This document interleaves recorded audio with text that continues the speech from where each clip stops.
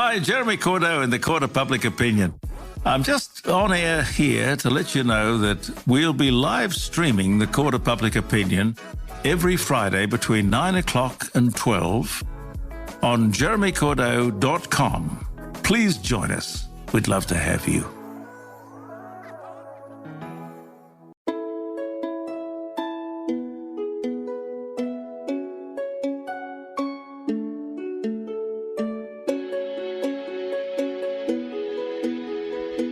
Welcome to Hong Kong Confidential. I'm Jules Hannaford and I'm your host. I'm an Australian woman and I've been living in Hong Kong for many years. I'm a mother, a teacher, an author, and I want to share my wisdom and the wisdom of others with you. Thanks for joining me and I hope you enjoy the show. Hi Confidants, I just want to tell you about a book that I've written called Fool Me Twice.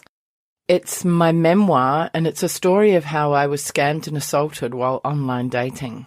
It was a difficult book to write because I really had to overcome the shame of my choices. But I wanted to do it so that I could help other people not get caught in the same trap that I was.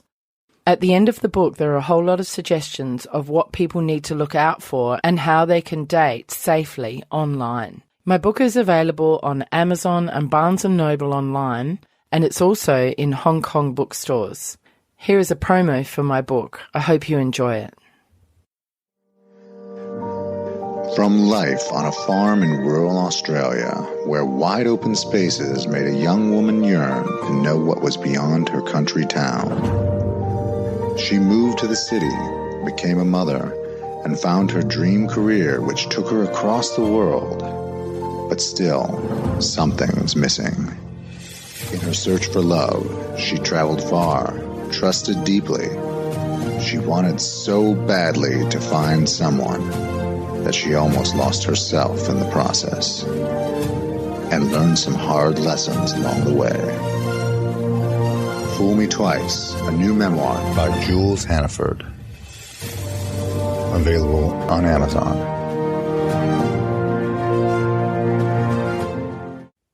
Today I'm here with Louis Adrienne Olieu. Thanks for joining me today, Louis.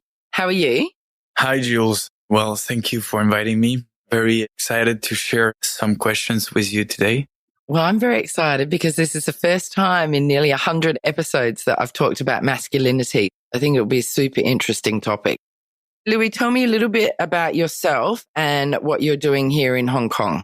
Originally, I'm an osteopath, so working with more body alignment, body structures, and I switched quite rapidly and integrated Chinese medicine approach and a lot of emotional approach.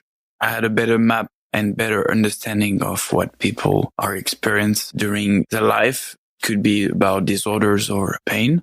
And now I'm actually doing a degree in Switzerland, 3-year master degree for behavioral science. We're learning different strategy that our brain and our behavior are putting in place to face our environment and to cope how we basically were educated and how we grown up.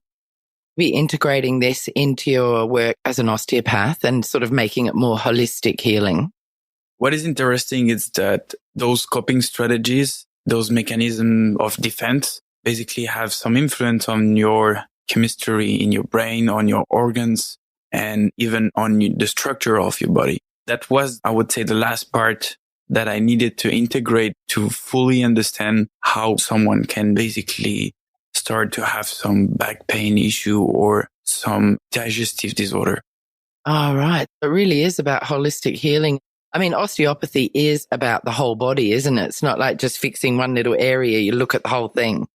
Yeah, that's true. But of course, with time, we realize that a big part of it is most of the time emotionally and in your behaviors and mechanism you just put in place for the last few years.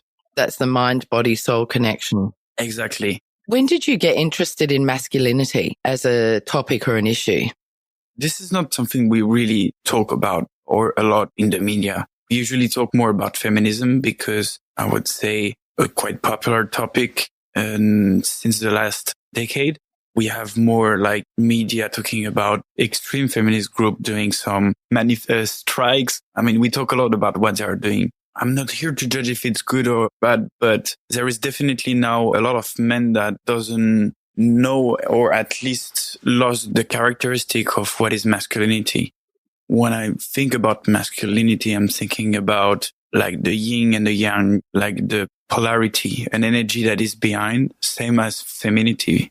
It's two energies that interact each other and they need each other actually to exist. And it's not necessarily about a mindset, but it's more about what are the characteristics behind being masculine. That's important to remember them because I think we lost them through generations and through the society we're living in. Those characteristics could have changed. And then a lot of men start to being lost about what it is to being masculine. Yeah, and I think we look now, there's much more of a continuum when you look at gender and gender roles and seeing people fitting in along that continuum much more. But there's sort of questions about masculinity and how it can be sort of damaging or difficult for people if they don't kind of emote or, be open about their feelings or get help for mental health issues and things like that. And I think there's a old-fashioned view of masculinity that you've got to be stoic, you've got to be tough, strong, you don't talk about your feelings. How would you define masculinity?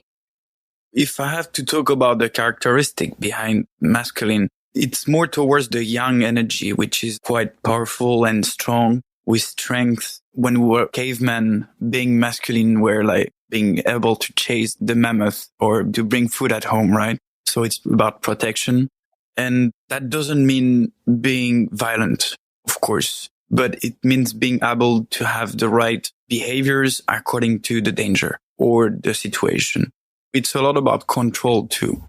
Now, with evolution, men, of course, learn to integrate the feminine part too, or the polarity that is actually more balanced in our society now. We need to have both as a man integrated the feminine part.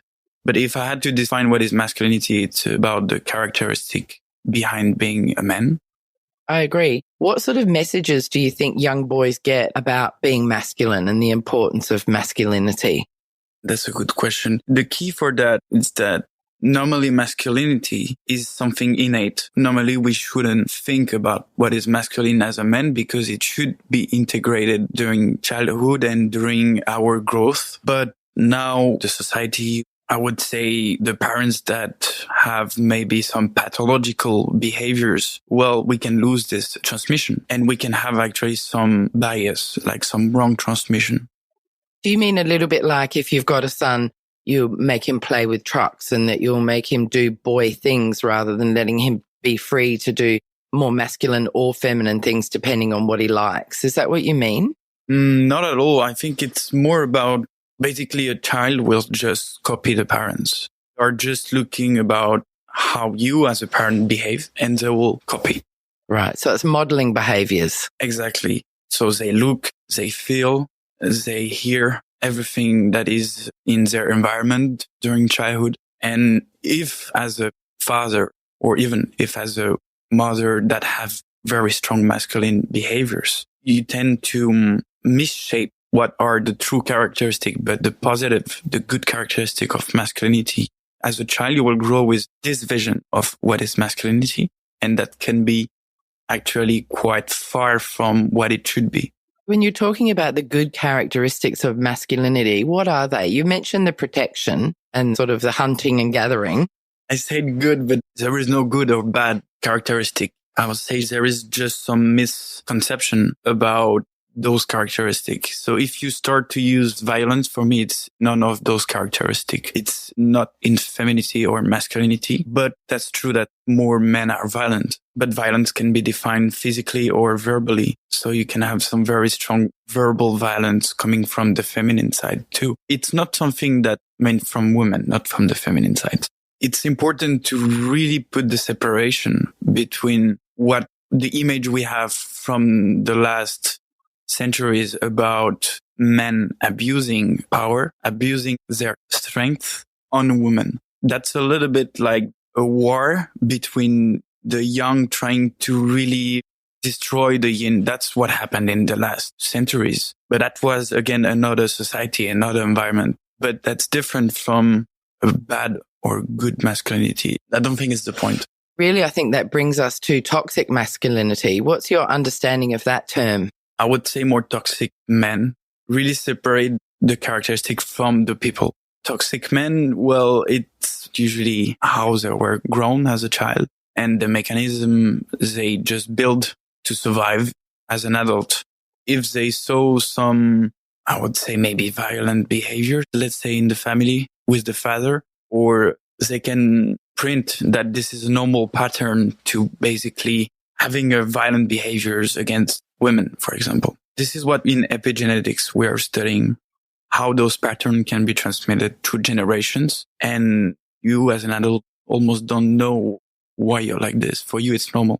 Is it true then that most violent people, and obviously we're talking about men in particular, that there is a history in the family? It wouldn't be always the case, would it? But there's a strong possibility. It's almost 100% sure, yeah. Is it? Oh, that's interesting. Yeah, as I say, the violence can be very different. Humiliation is violent. You can have not necessarily physical violence, but for sure it's transmitted and it's printed immediately in the brain of the child. Have you heard of the term gaslighting? No. Oh, okay. So gaslighting is behavior where men particularly, but not always, make their partner feel like they're crazy, and they use emotional manipulation and they use tactics to make them second guess themselves and feel insecure and lose confidence. And it's particularly a term that's used in domestic violent relationships. Okay. It can be used in dating as well. Yes, there is many neuroses, many strategies that people are building in time. And I mean, when you want to have a child or when you want to be a parent, the first question I think is, did you at least make the effort to try to clean all those strategies, because you don't want to transmit that to your children? It's so interesting that parenting is the one thing in the world where you don't have to have a license or any training. That's what I'm discussing quite a lot with some people around me. There is different behaviors. There is some people that actually decided to don't have any child. And it's the kind of people that are very aware about environment, about emotions. And they say, well, I don't want to give that to my children. I don't want to show them that part. Unconsciously, they took a decision like, not sure I really want to have children, to give them this word, right?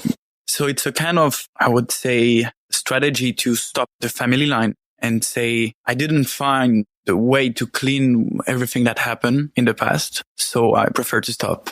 Yeah. So you won't carry on that sort of inherited behaviors that are negative or toxic. I think for me, the people that are quite very intelligent and very aware of that. And you have other people that actually say want to have children. And in my training, they say the family line went too far in terms of emotion transmitted, of trauma transmitted. And until no one is doing the effort to reprocess the brain, reprocess the internal environment and external, well, you can have fertility issue or infertility or a stop in the family line for sure. One of the things I've been reading about is that these behaviors can be learned and passed down through the generations, but I've also read that they can be intrinsically in our DNA. Have you heard anything about that? It's kind of like we just carry those kind of family traits through our DNA so that they can skip generations. You may not have even seen it, but you still can exhibit these behaviors from your family tree. It's what we call epigenetics. The 98% of what we call in the past junk DNA, it's actually what is coding according to the environment. It's coding our genes to express themselves or not. And environment, we're talking, of course, about food, the air, where you live. And you have, of course, the internal environment, which is about emotional and how education. So all of that is part of this epigenetic system that is for sure transmitted through generations. Yeah, it's so interesting, isn't it? How can we as schools and parents raising boys ensure that they grow up to be empathic and kind and able to express their emotions and to be able to communicate well? What can we do? And is that an important trait in men to have those skills? Or is that me just putting my take on it? It's very important. I realized those characteristics and when I was doing my training, actually. I think I consciously decided to learn about those topics because I felt that there is some nonsense in what I was understanding about masculinity and femininity because I didn't have that in my childhood. I mean, I didn't have the best example that I could have. And as children, we copy our parents, but we can find some other examples too, which could be in the school, which could be in a teacher, in your sport teacher. I mean, I remember this video I saw about this young boy. He was a black kid, maybe 6 years old, a face where they can build so many stuff in their head. And I saw the teacher who they were doing judo. And what he was transmitting to him was exactly the characteristic to build a healthy masculinity, I would say. We can have, of course, that transmitted in the schools and through sport, not necessarily in the family. And we are lucky to have that because when you have pathological parents, you need to find somewhere else the example. That brings us back to that old saying that it takes a village to raise a child, and that having more people influencing young people as they grow up can be very important. Michael Riker wrote a book called How to Raise a Boy. In it, he said that boys' first disconnection is from themselves. What do you think he meant by that saying? For me, I didn't write the book, but in what I understand about disconnection from themselves, in my opinion, the brain knows if the transmission is pathological or not, if it's inadept or not. And if you don't have the right example or the right transmission, the brain of the child will kind of disconnect to try to avoid to print those transmission. Oh, I understand. So they'll disconnect so that they don't imprint these behaviors on themselves. For example, let's take some tough cases. You have a violent father, you're a child, you're in the same room, you can see what happened. The only strategy for the child, because he cannot act and he doesn't know anything, it's to disconnect his brain and just dream, right? He can travel in his head. That's what I understand in disconnection. Right, yeah. So it's like a protection mechanism. Exactly. Yeah, interesting. Michael Riker also said that once boys get to school, there's a lot more about their lives that parents can't control, and that friends are one of those things, and that obviously friends can be positive or negative influence on them. But do you think it works in the same ways for boys and girls? Do you think girls are as negatively influenced as boys by bad friends?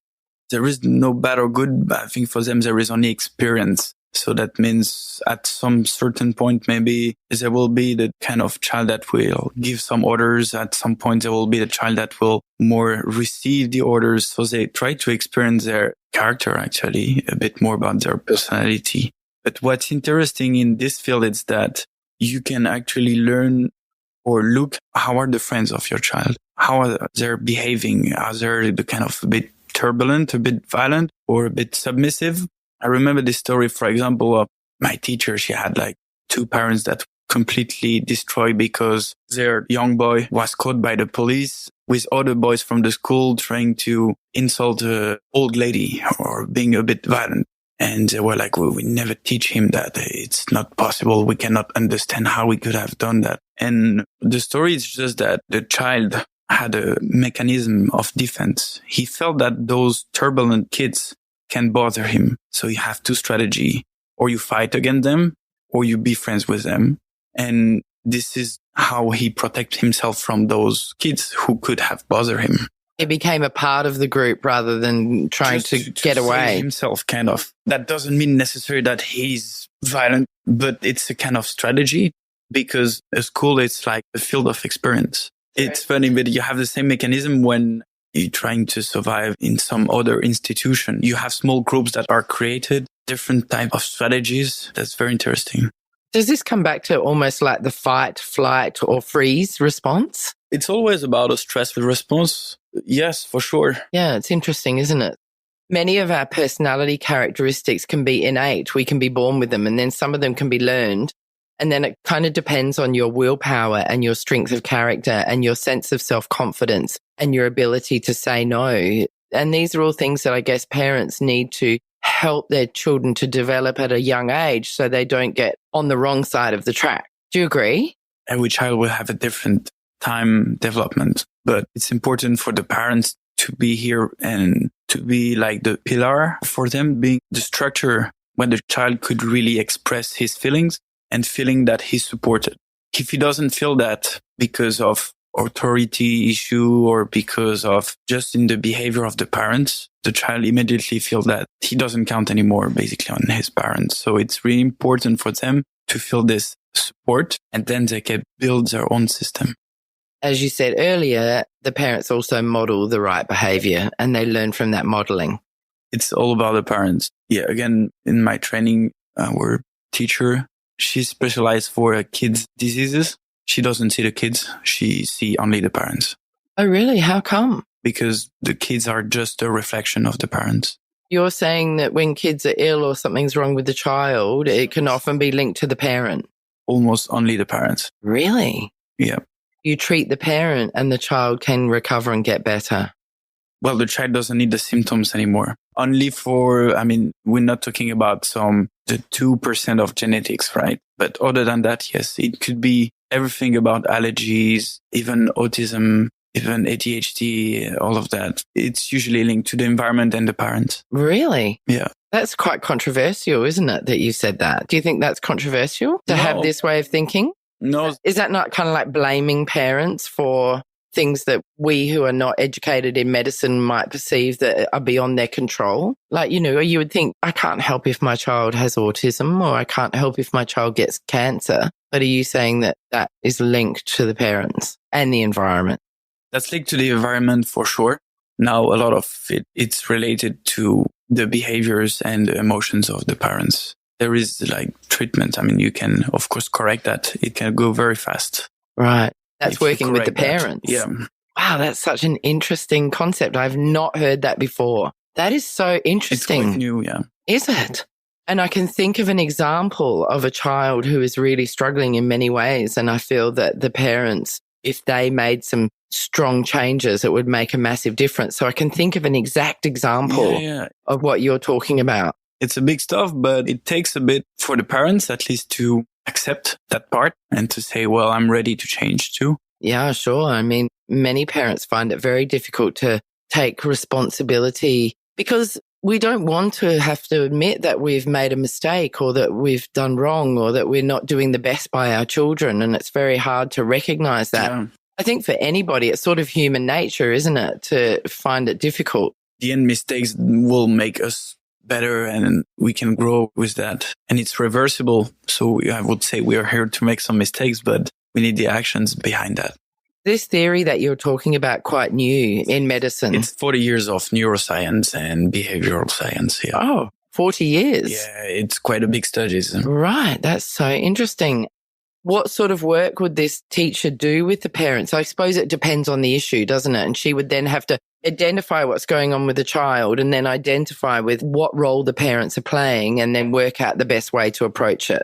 Of course, she can see what strategy has the child to avoid the situation or to express what is the problem. So yes, there is certain kind of symptoms that correspond to some behaviors. But at the end, when she sees the parents both together, she can spot immediately what are the issues. Is it authority? Is it about the characteristics? When you have, for example, a parent or maybe a mom that is over controlling because she's scared about something could happen to her child, right? Over controlling, well, the child is a bit suffocating because he cannot do whatever he wants to grow properly.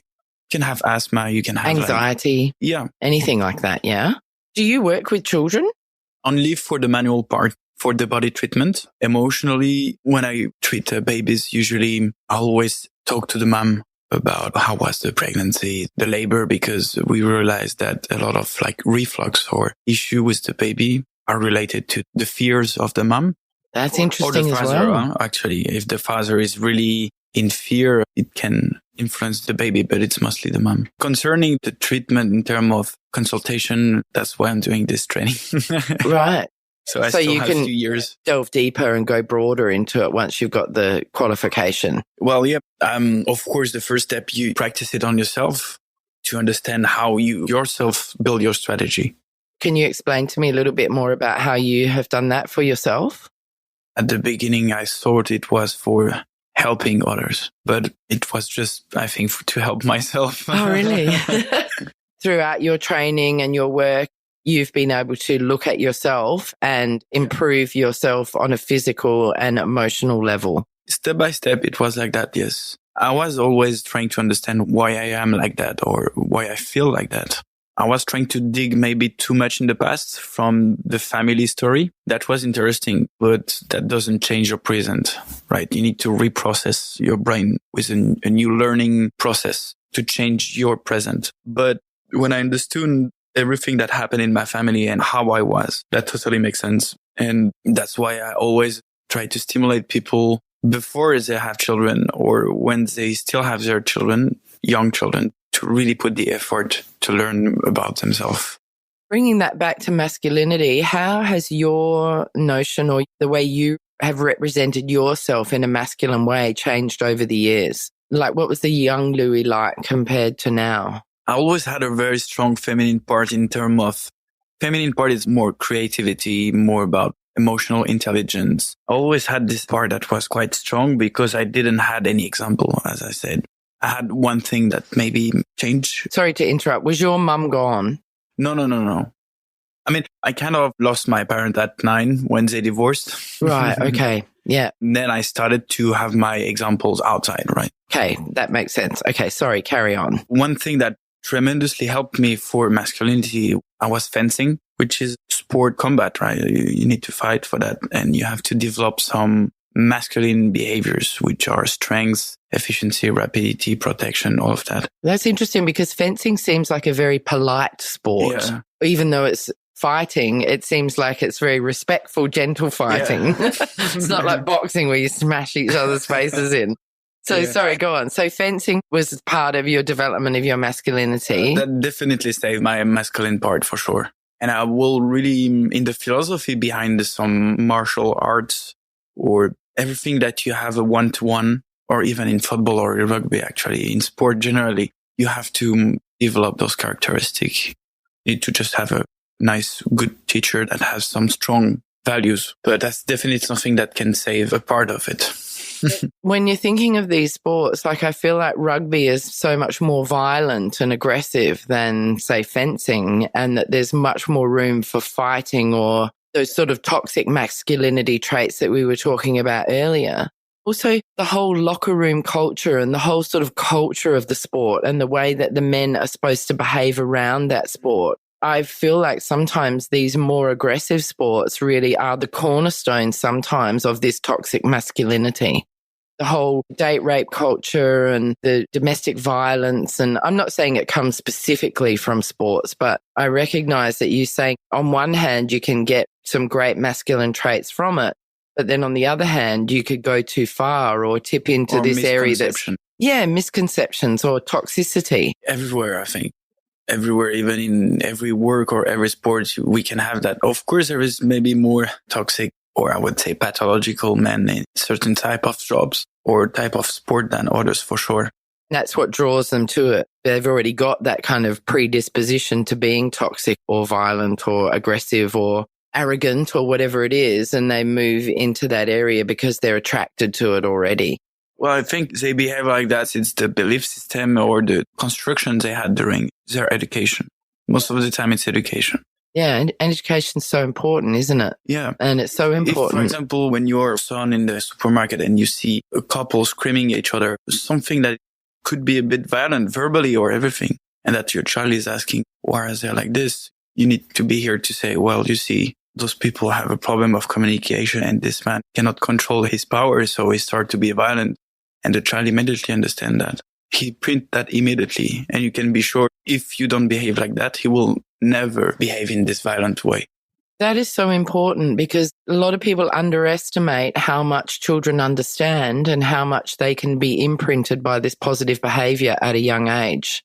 They usually ask all the time, how, daddy, why they do that? Why those people do that? But you need at least to know and to explain. Yeah, and that's the thing. I think people feel sometimes that their children are too young or they're not ready to have the true answer to a particular question. But I think if you think about, well, if they're asking the question, then they're ready to know. And if you follow that sort of behavior, then... For example, if we take the same example I just say, and that doesn't know how to explain, and you say, you see, women can be dangerous or women can be sometimes a bit crazy. If you do the, because he has himself some issue with this polarity, well, you will have the child that will immediately print that and behave in consequence. That's so true. So he can have two possibilities, two extremes, or he can be like protect himself from women and behave more violent, or he can actually be the opposite and basically he can completely attracted to women and behave like a woman. It's completely strategies. Yeah, that's so interesting. And it's just making me think about all the mistakes I made as a parent. I was a very young parent. I was only 23 when I had my daughter, and I wish I knew a lot more, and I wish I was older, perhaps. Yeah, but at the end, what is important is the core values. If you have the empathy, the compassion, if you have the emotional intelligence, if you have like the listening and the benevolence, then it's already important to have those core values. That's so true, because nobody's going to be perfect. Of course. Yeah. But we need at least those core values. You talked about modeling as something that can really imprint on children, and then people can grow up and have certain behaviors, and that's very typical in violent behavior. Are there any other reasons why men in particular might be violent or domestic violent or any form of violence as adults? Or is it just typically this imprinting and role modeling as a child? I suppose mental health issues is another one, isn't it? Yes, for sure. And drugs and alcohol. Do you think that we need to change the way that we're raising boys? Well, of course, it depends on the culture of the place where they are raised. We're talking about Western countries, about Hong Kong, about... Yeah, I think Western culture in Hong Kong, I mean, you're right, it is varies in every culture, but I feel like things like boys shouldn't cry and things like that, and that sort of not really expressing your emotions is fairly typical across many cultures. So do you think that that's the kind of thing that needs to change? Well, of course, but I think it's going towards a good direction in at least developed countries. Yes, and that's down to media, film, television, education, celebrity role models, people becoming better educated. I wouldn't follow the media or the movies because they are quite manipulated, but I will follow a lot the education. You have podcasts, you have videos, you have scientists that are now doing some amazing e-learning or books, but all of this will contribute to make this evolution. So I'm quite confident that we're done with this old pattern of like, be a man, my child, men don't cry, or it's too old for us now. Yeah, let's hope so. Coming back to your point about the media, I wonder though about things like Queer Eye for the Straight Guy, and there's different programs coming out. There are different representations of gender roles in the media. Orange is the New Black. We have more LGBTQ representation. That's got to be good for educating people and opening people's minds. Same with the fact that we've got like celebrities coming out with the fact that they have mental health issues. So we're opening up that dialogue. So I do feel like the media and celebrity can really play a role in educating the general public about these kind of issues. Do you see what I mean? You don't have to agree with me. You could still say it's still very manipulated. I have in my head the vision of the French television, which is catastrophic. Oh, is it? Why? I've never watched French TV. I saw most of the adolescents. I mean, it's the same for every country, I'm sure, but adolescents watching this TV show where you have like 30 young, between 20 to 30 years old people living in the same house. Yeah, like Friends. No? Friends is very cute. It's very, Friends is great. Friends is, I love Friends. It's okay. fine. But some TV reality show that yes. Big Brother it's called, where they're all in the one house. When we see all those medias, Instagram or Facebook or everything that where you create a profile and an image online, it's actually destroying a lot of children.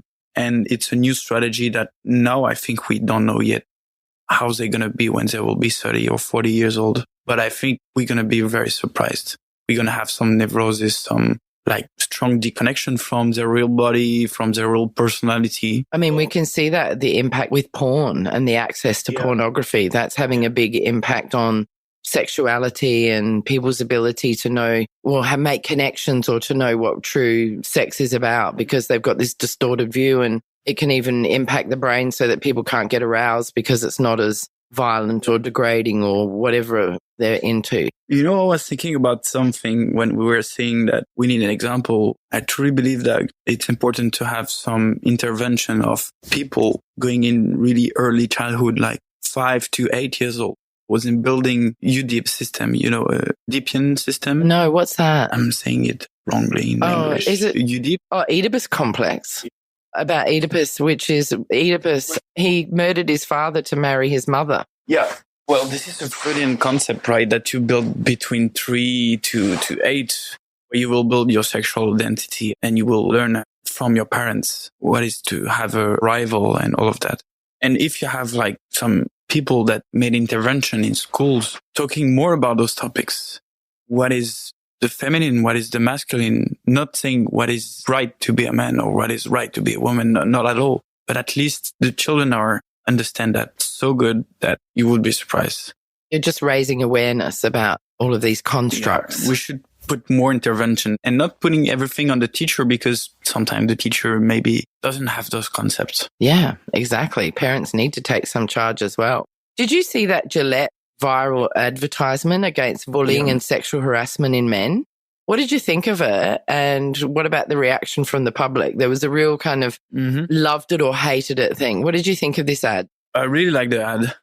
Very insightful. Yeah, I really liked how they do it. And the kind of solutions they propose at the end when you see some men correcting other men that have like some misbehaviors, or when parents see two boys fighting together, it's fine. It's a temporary solution for sure.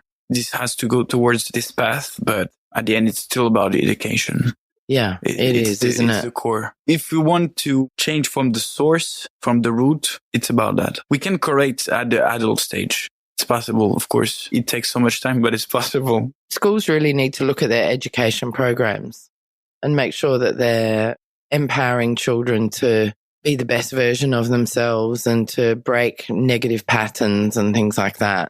For sure, yeah. What is interesting is that those patterns, they don't necessarily only in one social part of the society. It doesn't matter if you're rich or if you're poor, or it's actually the similar violence or the similar issues pattern. Yeah, it can happen in any demographic, can't it? In any demographic. Yeah, exactly. How do you think we can combat sexism? What do you mean by sexism? Just where sexism really, I guess, is where we are having gender roles that are defined that are not necessarily the truth and they're not necessarily right. We're putting people in boxes where men need to behave a certain way and women need to behave a certain way. I see. We're forgetting the mixed genders and the gender fluids, and we're really pigeonholing. So how do you think as a society we can kind of overcome this sexism, even down to wage differences for men and women?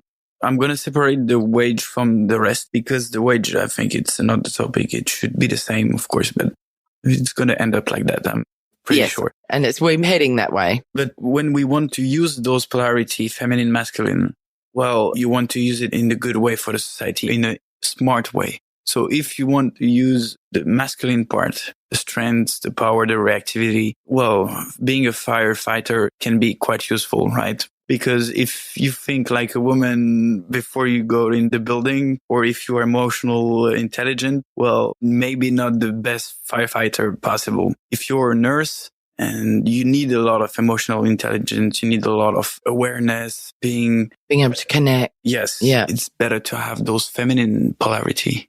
We just need to use in the smart way, those polarity. We need to recognize that men and women can play both roles. They can be female firefighters and male nurses. Now that we are not anymore cavemen, we can learn the opposite. We can learn the other polarity. When we were cavemen, we didn't know to learn the feminine part because we were surviving, right? Now that we are smarter, a man can know how to be sweet and to have more affection, of course, without losing his masculine strengths or abilities. Yeah, and I think that's really hit the nail on the head. It's finding that balance. You don't have to lose those masculine traits that you value or that are innate in you, but at the same time, you can develop this more feminine side and you can have that balance. I mean, I'm more of a masculine woman than many women are because that's just my upbringing and my genetics and everything, but I'm not super, super feminine. And I think it serves me well a lot in my career or in emergencies. Do you know what I mean? And I think that people need to be more accepting of difference, don't they, rather than stereotyping and pigeonholing. For sure. Now, did you had any example in your mind when you were talking about that in terms of sexism? You were talking about like in work positions, in certain type of industry, in certain type of... I think there's so many examples of sexism, and it's really about, I think it comes down to gender roles and expectations, that men will behave in a certain way and women will behave in a certain way. We forget about the people in the middle who are gender fluid or non-binary or, don't fit into a particular gender role. I think my question was, how can we change this in society? And I think it comes back to many of the answers that you've already given us about education and about modeling as parents. I think really you've answered that question now that I think about it in more detail. If I had to add something about this gender topic, it's that this is fundamental for our biology. So if you don't have, as a man, the masculine characteristic, you're going to have consequences on your biology. Less testosterone, you're going to have like a different chemistry in your brain. You can have more issues concerning your muscles or your posture. Same for a woman that is far from the feminine polarity. She can have like more breast issue, lumps, hormonal issue. So what I'm saying is that the characteristic of our gender is very important and we need to be close to here, to be connected to here. That doesn't mean that we are only one side. We can bring the other side if I have this first, our own gender that is stable, I would say. Basically, it's in your mind and it's in your hormones and it's in your body. Do you know what I mean? Gender is both the body and the brain, isn't it? And so is masculinity and femininity, I guess, as well. And it's interesting that you're talking about how we can learn it and it can be modeled, but it's also innate. It's such an interesting topic, isn't it? It's very interesting. Yeah, it's so interesting. Well, now that we have more neocortex, this really learning brain, of course, understand the others better. Not fully, but better. Which means that we can connect with other people better. Yeah. I mean, racism doesn't have any sense when we are evolved as now, or fear of stranger doesn't have any sense. What do you mean by that? Fear of strangers doesn't have any sense. Fear of different cultures, fear of different. Yeah, fear of difference. Yeah. Different. Yeah. So really it's about inclusivity and diversity and acceptance and kindness and being a good person and being comfortable in your own skin, being true to who you are. We don't have to fit into any particular box, do we? We can be who we are as long as we're not hurting others. Yeah, for sure. Excellent. Oh my God, what an amazing chat. Louis-Adrien, thank you so much for coming to speak to me today. This has been absolutely fascinating. If my listeners want to get in touch with you to have some osteopathy or talk about masculinity, how can they do that? I have my own website. I just start to have some blogs. My website is www.louis with S at the end, OLLU.com. Again, it's really the early stage of my training. So I'm actually leaving Hong Kong and going back full time to France and Switzerland to finish this training. How long will the training take? In total, 3 to 4 years. Oh, wow. What will you be at the end of it? What will your title be? This is a specific method learning. It's not considered as psychology because we're not going to dig on the past like most psychology therapy. We're going to reprocess the brain and make some relearn process to the brain to basically, let's say, delete the old belief system and delete the old inadapt behaviors. It's a very specific method that is focusing on the future. Sounds so interesting. Yeah, that's why I'm leaving. You can understand. Yeah. What's your course called? The method, it's called Method Nogues. Nogues, it's the name of the lady, Marie-Françoise Nogues. And it's very recent. And it's based on epigenetics, neuroscience, psychogenealogy, so the family story, and behavioral science, yes. Oh, wow. That sounds so interesting. Thank you again, Jules, for your invitation. Oh, thank you for coming. It's been so fascinating. Such an interesting discussion. Thank you very much. And I hope my listeners have enjoyed it. For my listeners out there, if you have really enjoyed this podcast and you know anyone that would love to hear about masculinity and all of this interesting epigenetics, please can you share it with them because it will help my podcast go up the iTunes charts And if you want to go to iTunes and rate and review us, that would be amazing. Thank you so much for listening. I really appreciate all the support that I have out there. Thanks again, Louis. It's been fascinating. Thanks, Jules. Bye-bye. Bye. Hi, Confidants. I want to tell you about my Patreon page. I've joined Patreon in the hope of getting sponsorship for my Hong Kong Confidential podcast. Patreon is a great way for my listeners to get on board and sponsor me with monthly payments, and that goes towards my production costs and rewards for my members. If you're interested in checking out my Patreon page, please go to patreon.com and search up Jules Hannaford or Hong Kong Confidential. I would really appreciate you visiting my page.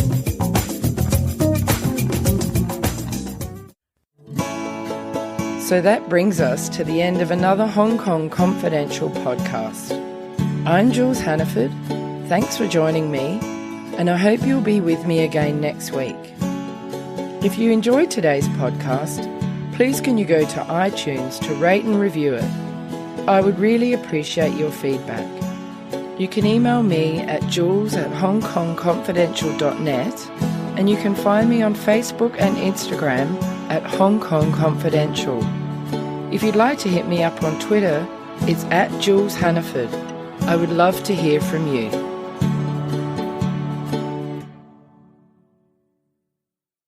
Hi, Jeremy Cordeaux in the Court of Public Opinion. I'm just on air here to let you know that we'll be live streaming the Court of Public Opinion every Friday between 9 o'clock and 12 on jeremycordeaux.com. Please join us. We'd love to have you.